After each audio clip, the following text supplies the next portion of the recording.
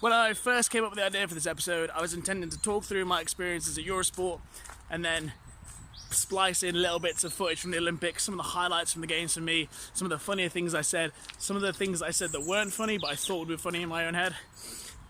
However, after editing it numerous times, tried a dozen times to upload it onto YouTube and Facebook, and every single time the IOC rights management group pull it down within minutes. So, sorry IOC, was just trying to create a nice little vlog episode. So here it is, episode 9, with no footage from the Olympics, just me talking, clips from inside the commentary box, and a few clips of the dog to kind of mix things up a little bit. Enjoy it! Hey, welcome to a new episode of It's a Judge's Life. I've spent the past few weeks as a snowboard expert working on the Eurosport Commentary Team for the Olympics. It's been really fun. I've joined Ian Findlay as the lead commentator in the commentary box for the snowboard slopestyle, halfpipe and the big air events for both the men and the women.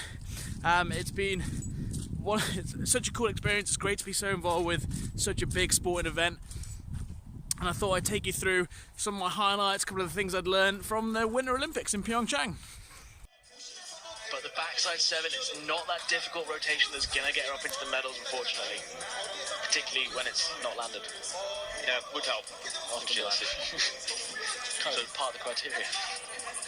The deal criteria. Deal, yeah. That's the easy way to remember it. What's the deal with this judging? Difficulty, execution, amplitude and landing. I've heard a few people say a few extra words behind that. I certainly had the easier job during the Olympics because Ian was doing all the introductions for the riders. I was there as the expert to call the tricks on the run as the runs happened, bringing a little bit of the judging elements, the judging criteria, what was happening at various times throughout the event. Usually means the score's quite close to one of the other riders. It's just the head judge, Maddie Jenny's just making sure they've got the space to rank the riders, but they've still got to drop in. One of the things I had to get used to was always being live, being conscious of what I was saying and having to think a lot more before I speak, which is something I struggle with. You see it grabbing the indie there, a little bit of a pit tweak, a little bit of a poke. With that front leg, there we go. And then let's go just to get a little bit. But you see she lands quite close to the knuckle, doesn't make it that first blue line, and that's where the amplitude starts to come in. It's not just difficulty, it's not just spin to win, it's a whole culmination of criteria. One of the other things I had to get used to was talking and having someone else talk in my ear at the same time. We have producers in Paris that would let us know when there was commercial breaks coming up, what the next screen was going to be, whether it was going to be a replay, the next rider, stats and standings, etc. And they'd often give you a countdown of 30 seconds, 10 seconds. So you'd be mid-sentence and you'd suddenly hear this French accent, almost like you were schizophrenic, and they'd go, commercial break in 20. And then they'd start counting down. And you're trying to balance the rest of your sentence so it finishes around either the commercial break or the cue point. Gets a fist bump from Hamish McKnight. Rowan Coulter's watching on as well. Billy Morgan needs to make this one count. Come on, Billy Morgan, what have you got on run number 2 here? So here is in his normal stance, coming in for that backside spin, gets that tail grab, Gotta land this! He gets the landing! Billy Morgan sticks it on run number 2. Fortunately for me, Ian took a lot of those and I didn't have to worry about it too much, but there's a couple of times it nearly caught me out and I was trying to remember what I was supposed to be saying and how long that would roughly take me to say and whether I could fit it in the producer's count.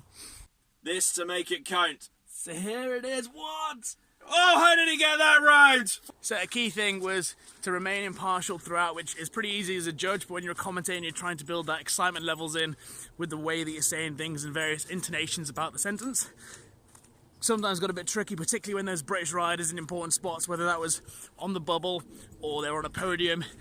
Hamish McKnight sends him off down the hill. The clipboard of power releasing Billy Morgan onto the run. Billy Morgan, go on Billy Morgan, what can you do on the third and final run? Serious, this is his natural stance, opens up front side, gets the double grab in, Billy Morgan lands it! Oh, he's got it! So all in all, it was a really fun couple of weeks. Great to be involved. But here's a look around the commentary box that we spent almost 2 weeks inside. So we're in the commentary box now for the big airs. Just thought I'd give you a little bit of a tour around. Here's our wonderful start sheet with our little regular and goofy card. Got all the riders ready to drop in. 2 screens, one with a live feed, one with a feed that's going out. There's our little control box. So this is the button that turns the mic on, which allows us to talk. We can turn the producers up and down. I can turn Ian up and down with these buttons. Obviously got the Red Bull ready to go, and then we have all of our stats on the screen in the far corner as well. And yeah, this is the magic. This is the talking point. So that's me all done with commentary duty as part of the Eurosport Winter Olympic team. I'd like to say a massive thanks to Eurosport for having me on board. Thoroughly enjoyed my time there, and hopefully I can do it again sometime soon. Next up though for me, I'm heading to Norway to judge the Norwegian Snowboarding Championships. Looking forward to getting across there, but let's see how it goes, and I'll see you there.